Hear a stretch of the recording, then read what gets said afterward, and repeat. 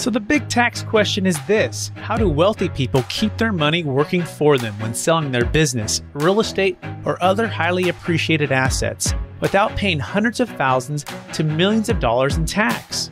What if we, as business and real estate owners who have poured blood, sweat, and tears to growing our wealth, and who didn't hire expensive tax attorneys and CPAs to map out an exit strategy, knew their secrets? Instead of recreating the wheel, why can't we just model the way they deferred 30 to 50% in tax, paid off debt, funded their next business dream, and most importantly, leave a financial legacy to give to the causes we believe in most?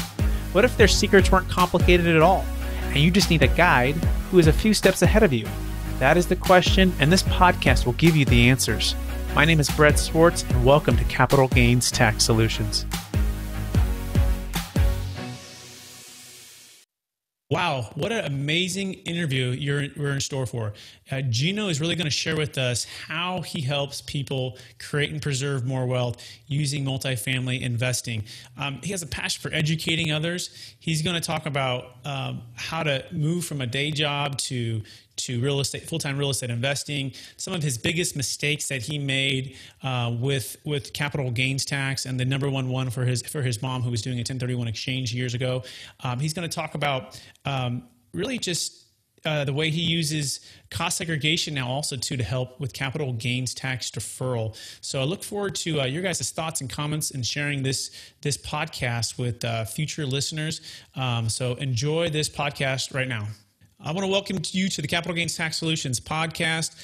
Our next guest, he really focuses on helping people who struggle with growing their real estate business and finding an actionable content and tools to build and strengthen their multifamily business. He's an expert really in all things multifamily and investment real estate and sourcing, finding deals, raising money, and also asset management. He's the co-founder of Jake and Gino, which focuses on investment real estate wealth building and education.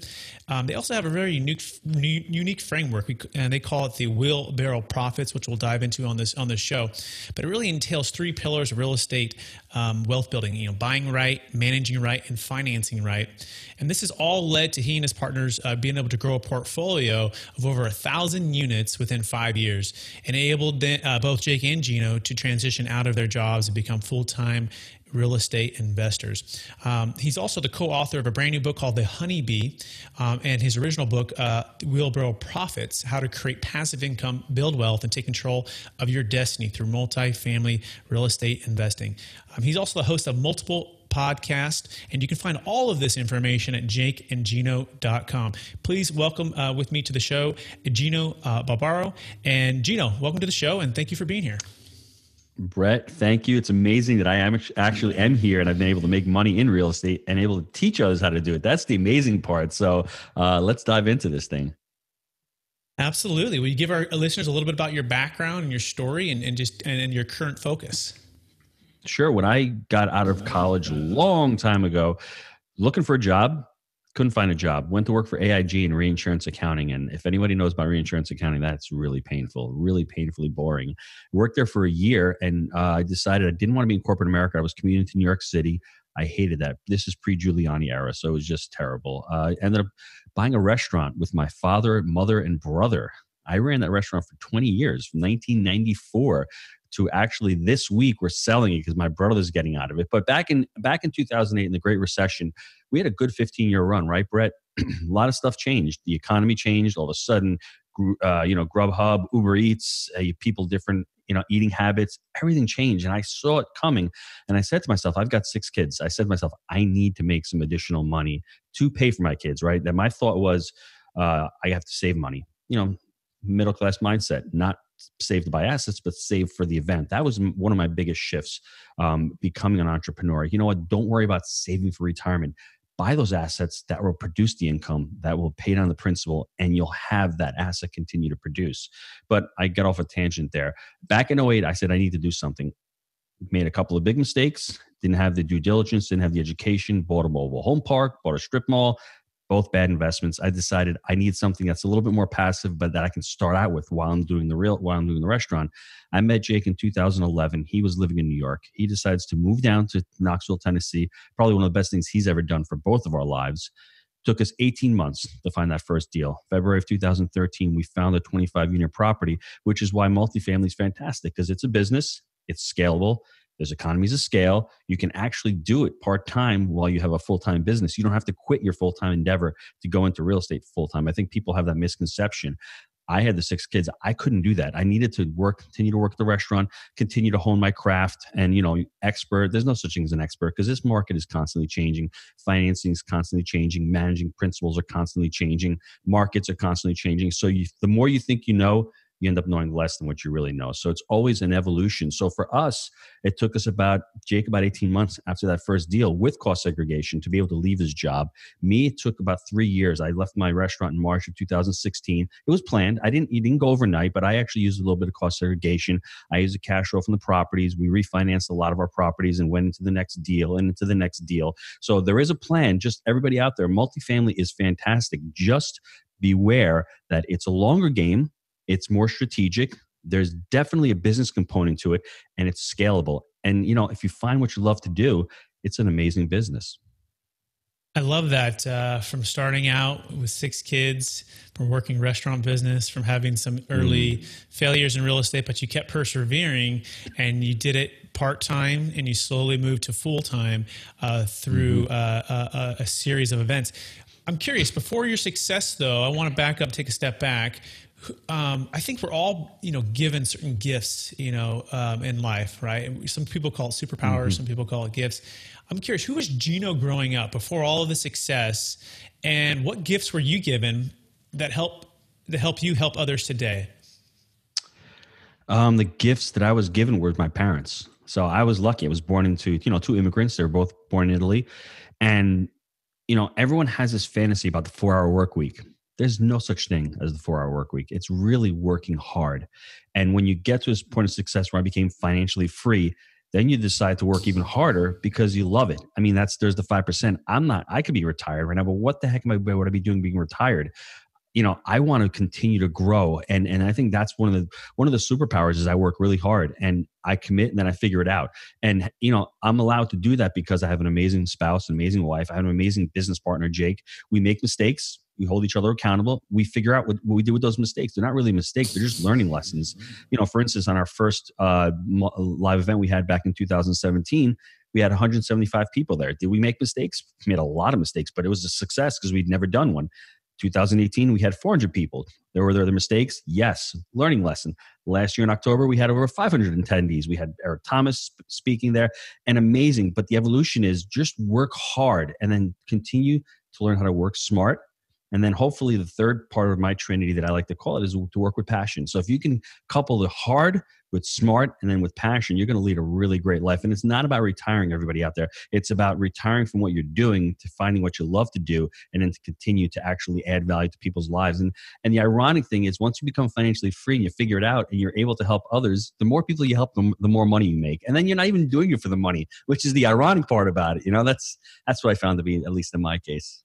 Gino, I couldn't agree with you more. Finding your strengths and finding the gifts you were given, and then using those. And when you do, something inside of you comes alive, and you become more passionate, and that fuels you to work even harder and to help more people. And so, but the key is you're right, is figuring out a way to escape feeling trapped from that day job, that income stream, the expenses you have. And part of that is investing into cash flow producing assets, right? That can replace that income or supplement so you're not so beholden to that job. And then again, work becomes about building your wealth and your family's wealth and your friends' wealth. And it's really a fun activity. So great. So hard work and dedication, having great parents, that's a great foundation and a lot to be thankful for. And so when did you become fascinated in particular though with helping others now? So you went from yourself and getting some freedom, and then you transitioned into now I want to educate, have these live events, have these podcasts, and really help more people achieve what I achieve. When did you become fascinated and obsessed with helping others achieve the same financial freedom you have? Brett, I'm going to answer that, but let me go back 30 seconds into what you're talking about as far as that foundation. Sure. Everyone on the call needs to understand it's income versus expenses, whether it's a business or whether it's your life. So if you're going to get into multifamily or any type of business, you have to take control of your financial future. It's all about you. We are the masters of our fate. We are the captains of our soul. You have to understand that every entrepreneur is responsible for his or her actions. And if we don't come to grips with that and we don't take control, and I'm not talking live below your means, but know what income's coming in, know what expenses are going out. Once you can get that, slavery is the new debt is the new slavery. I mean, if you have personal debt, it will not allow you to take these new obligations and these new chances or these new choices on. And I see a lot of people saddled with this personal debt. Figure out what your debt is and try to get rid of that. I like Dave Ramsey from that perspective. Really get rid of that personal debt. Use business debt wisely. If you've never used credit before, credit is a tool like a gun. If you use a gun wisely, you can eat dinner. If you use a gun poorly, you're going to hurt somebody. It's the same thing with credit. I learned because I put 50 grand of credit in my own pocket 10 years ago into a bad deal. The deal went bad. 2 years later, I used it on my third real estate deal from a home equity loan. Best deal I ever did. What happened? Not the credit that was good or bad. It was me that became a good person. So for me, to answer your question, it was more of a life coaching component. I went to life coaching in 2015, and I started to realize that everyone's just as screwed up as me. We're all pretty much broken, right? We all have our limiting beliefs, our energy blocks, as we like to say, and we all have that little, little gremlin, a little inner voice in our heads trying to stop us. Now, for me, I was fortunate that I had a lot of pain in my life. I wouldn't say pain in a bad way, but I was just stuck and I wanted to figure it out. And that when you get into your 30s and 40s, you start figuring out there's more to life than just making money, right? You want to become a role model for your kids. And ultimately, when you go to coaching school, you become a life coach, it's really figuring out what your why is. And my why for me was like, I had so much potential, right? We're all heard that, I wasn't born into, the upper class. I was a white male. I was in my 40s. I had a business. I should be doing more than what I was. And I felt like I was letting myself down and letting my wife down and letting my family down by not doing more. I felt comfortable. And when you're comfortable in life, that sucks because you're not really producing. You're not producing to your maximum. So when I went to coaching school, I realized that we're all making excuses out there. And I said, wow, if I can figure out my life, let me figure my life out and become more active. And then all of a sudden you'll start getting answers. And then everyone has basic same fears, the same frustrations as you do. And coaching is all about asking people the right questions and raising their level of energy and letting them see the opportunity, because we all have the answers within ourselves. But unfortunately, most of us don't take the time to work on ourselves because it's hard. Sometimes we don't like to hear the answers. But for me, like I said, moving away from that pain was such a motivating factor for me, giving me clarity on what I wanted to do. And then when I achieved that financial freedom, I'm like, I want to go into multifamily full time because I can help people create education, and we're going to continue to buy these assets. So for me, it was the life coaching component that helped me out. Thank you for sharing. I can't agree with you more. We've been given certain gifts and talents, and then we build wealth. And it's not just about stopping there. It's now how you're going to be a good steward with what you've been given to give back and help more people. And in other words, take all the gain you have and not just have it just wash away or be wasted, but take that gain and now multiply that and help more people and build more wealth, and all of those things really help. And as part of that, the tactical part you mentioned about debt, and my experience with debt in 2008 was the crash, right? When the marketplace fell apart and I saw people really get hurt. I was on the other side of things, just really getting started in my career, but I saw some people lose everything because they took on what's called dumb debt, right? I think there's smart debt, there's risky debt, and there's dumb debt. And dumb debt is when you overpay for properties, you buy something just because you want to defer the tax, and you don't look at the intrinsic value of the real estate and the actual income and expenses and what it's producing. And at that point, you can get trapped in overpaying. That's what happened in 05, 06, 07, 08 hit, and that debt all came back, and people, again, some lost everything, especially here in California, or lost a big majority of their portfolios. So it's knowing when to take smart debt when it's a buyer's market, when you can find a deal that makes sense, right? Risky debt, you could stay in a deal and maybe not refinance, just stay where you're at. Don't double down and overpay for something in a 1031, but certainly be very cautious about right now overpaying for properties and taking on dumb debt just to getting into a deal or just to defer tax. But that's a little side point on that. Any thoughts on that, Gino, as far as smart debt, risky debt, or dumb debt? Well, that's great because that's what's happening right now. 1031s, especially from people in California who have multiple millions of dollars of capital gains they're going to buy these deals out in other parts of markets, and they're overbidding on these assets. That's what's going on. Overseas investors that want to have tax breaks, they're coming into this market looking at 3 and 4 caps, when in their markets they have 1 and 2 caps. So that's what's going on here. And to reference Dave Ramsey again, a couple of things he says are great. Think about credit. when you're using a credit card, trying to teach kids with credit is great, but don't you understand that when you're getting points on a credit card, you're spending 20 to 30% more than you would if you're utilizing cash or utilizing a debit card. So don't think that they're giving you 1% on a $10,000 purchase is going to make you rich or anything.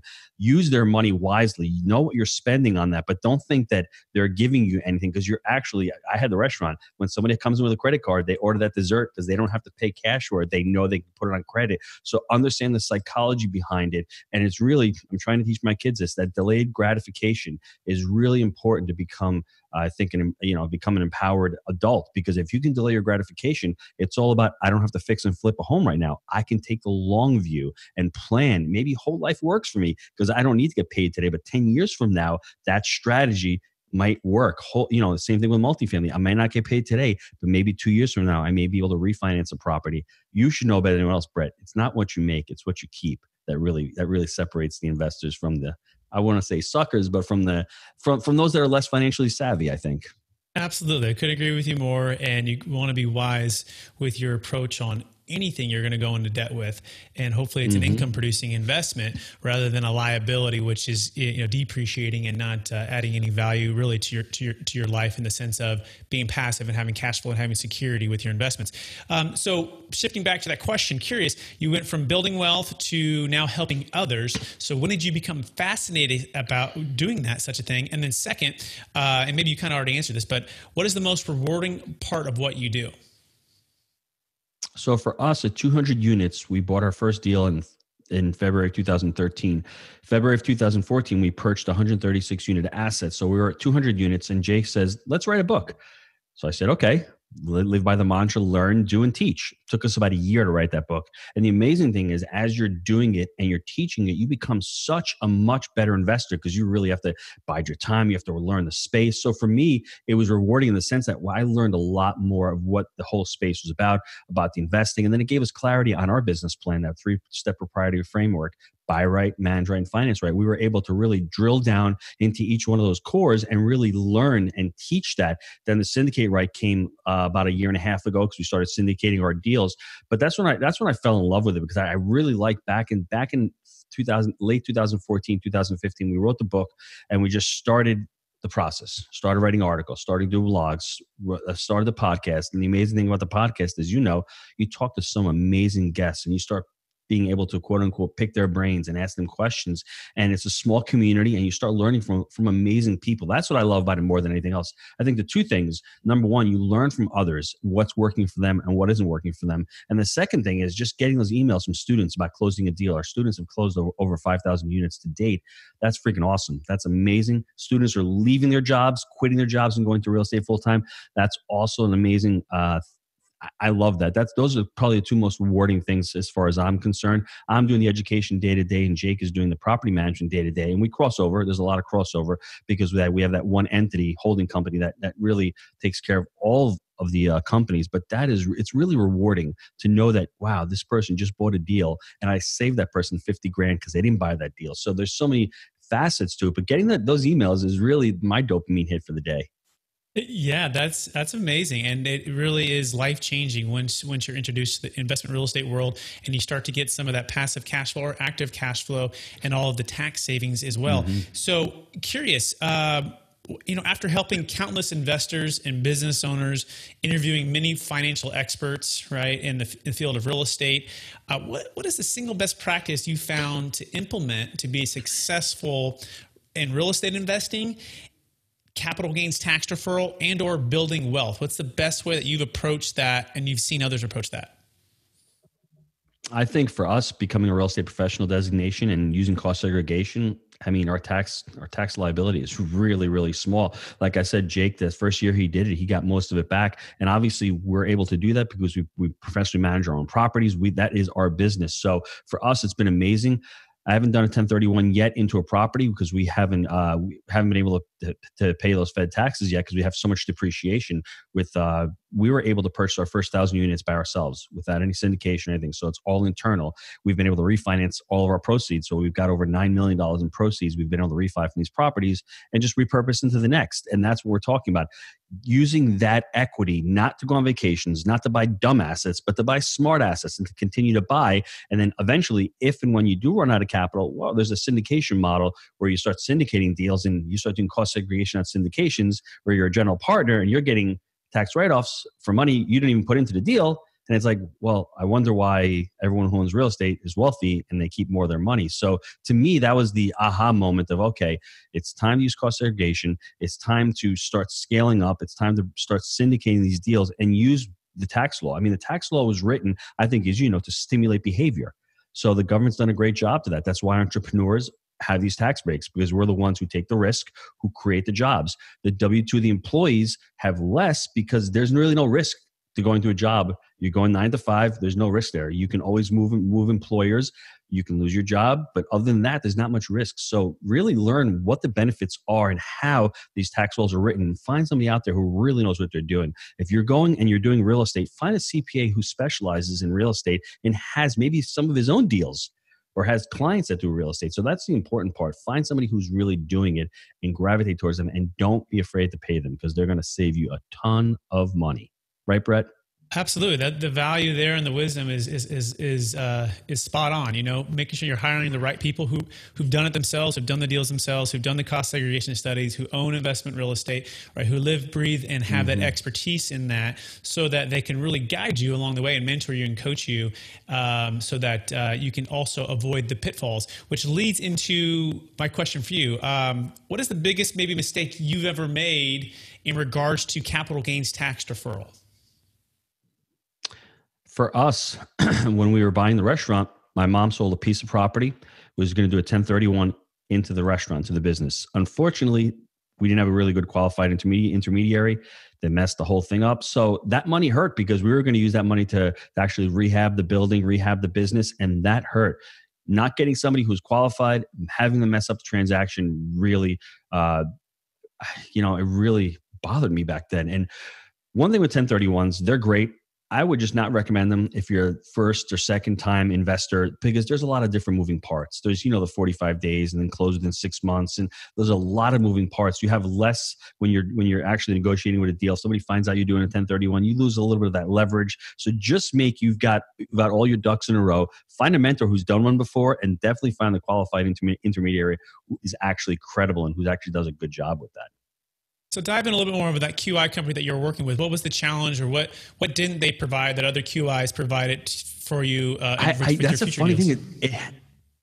It happened a long time. It was probably almost 30 years ago. I don't remember what happened. I don't think they held the money. And I think what happened was they did the transaction incorrectly. So, and these are big hotshot lawyers from Westchester County, and they screwed the whole deal up. And I just remember having a big distaste for 1031s. And we haven't done one yet. We've sold a couple properties, but I'm like, Jake, we need to get one on the next one because there's some capital gains coming down the road. So for me, it's finding that attorney who can recommend the qualified intermediary, and let's use them too. So for us, it was painful learning experience, because you're expecting to have that money and then all of a sudden it's not there.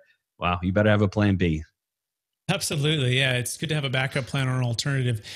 So what should every wealth advisor know? I consider you a wealth advisor for investment real estate, but what should every other wealth advisor know who are helping people either through business brokers or financial advisors or through commercial real estate brokers?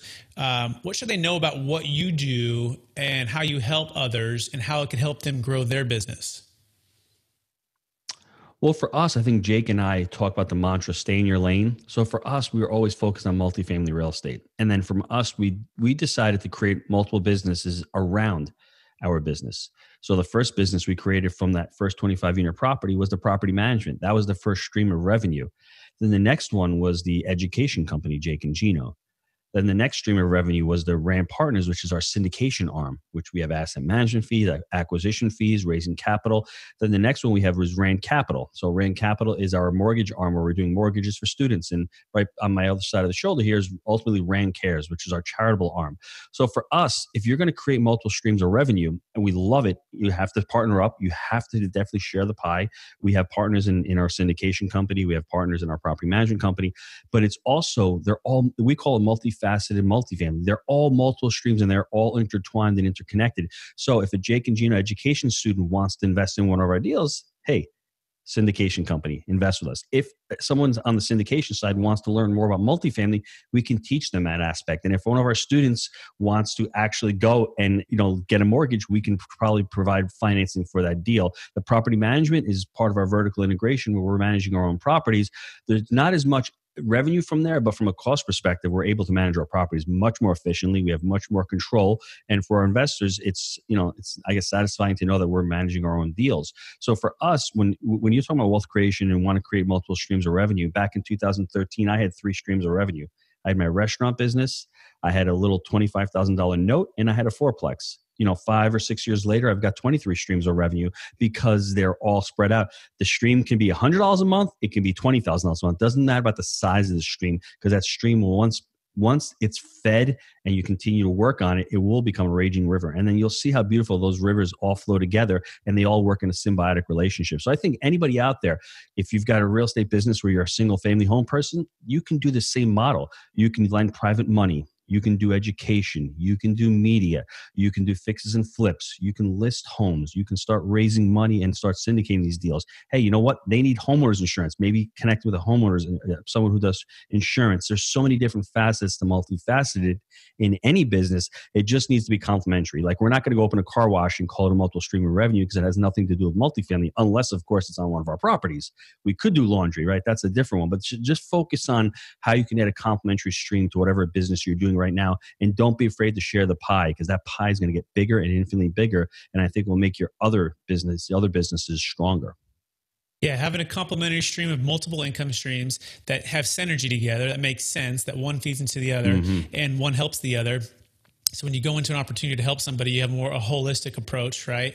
Rather than just have one area where you can help on multiple things. And then second, hopefully they all flow as rivers, right? All into one together, and increases your overall wealth. I love that. That's fantastic. So finishing out with our can we do a lightning round real fast, and then we'll have one last question. Are you ready for the lightning round? Shoot. All right. Favorite wealth book that you're reading now? Believe it or not, I'm creating a Wheelbarrow Profits Youth Academy, and I'm reading Garrett Gunderson, Dave Ramsey, and I'm reading Robert Cialdini also, believe it or not. I don't know if it's wealth building, but wealth building is as far as the sense of creating influence. I've created as far as persuasion. So for me, those are all important. So Youth Academy is going to be my next big project. So excellent. Florida or New York for taxes? Florida. Why? Well, people have to understand this. This is not a lightning. I'm going to give you a 30-second overview. I'm going to give you specific numbers. House in New York, $840,000 valuation, $27,000 a year in taxes. House in Florida, 40% more. Taxes are $15,000.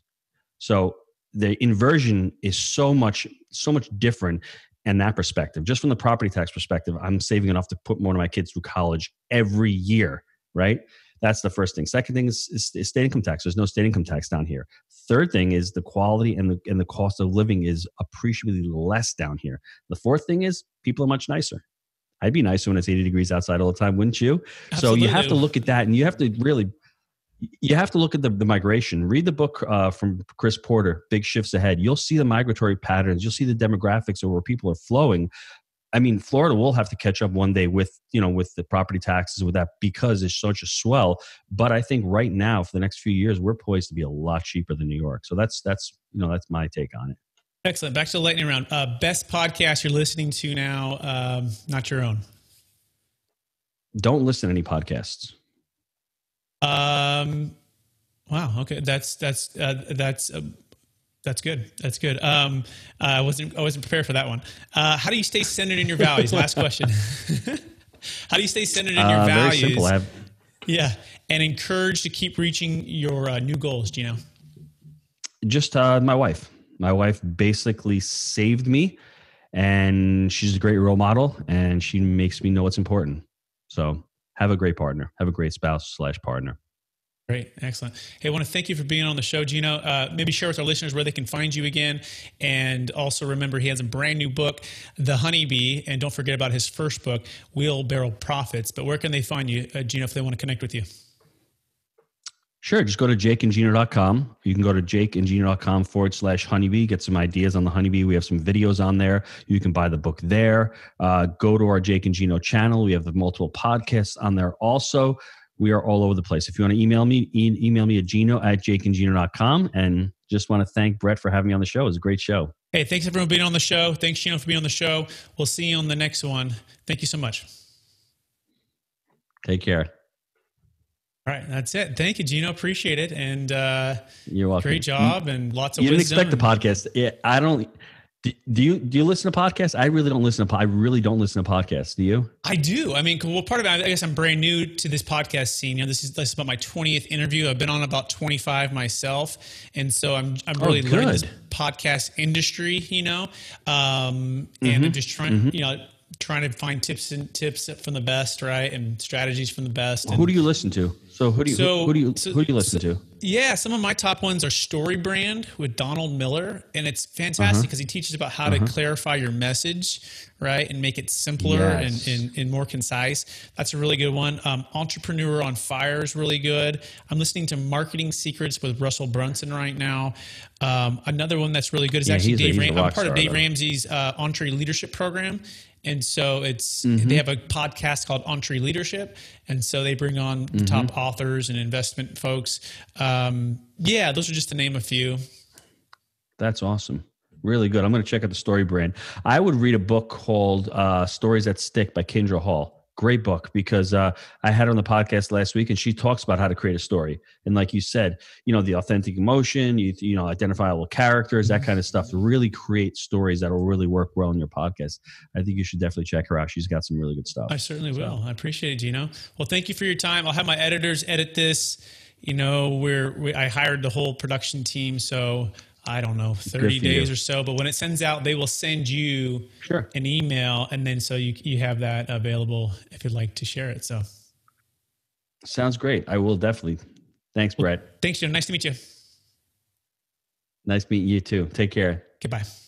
Bye. All right, that concludes the podcast with Gino Barbaro, and just some thoughts here on what he shared with us.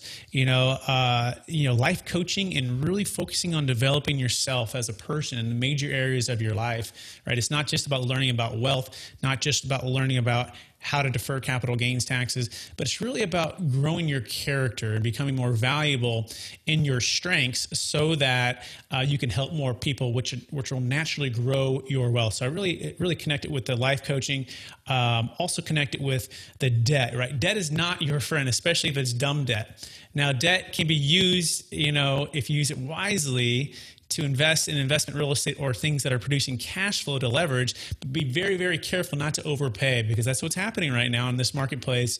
In 2020, people are buying 3 and 4 cap properties, which unfortunately, a lot of them don't have a lot of value add left in them, especially here in California. So be very, very cautious about what you're paying for and why you're buying it, and being a kind of really a good steward with your wealth. The other thing that really resonated with me is having multiple income streams, right? So if you have one investment property, obviously you have 10, that's even better, but maybe even shifting outside of that to other businesses or other partnership or affiliate opportunities where you can get referrals and you can help more people there as well. I think that's wise advice there as well. And that's kind of just the diversification of income streams is what you might want to consider for building your wealth and creating more wealth. So that about wraps it up. I hope you enjoyed the episode and look forward to sharing more information on how to help you create and preserve more wealth and other capital gains tax deferral strategies on the next episode. Thanks so much. I look forward to connecting with you on the next one. You have just listened to another information-packed episode of Capital Gains Tax Solutions with Brett Swarts. We hope you enjoyed today's show and found it helpful.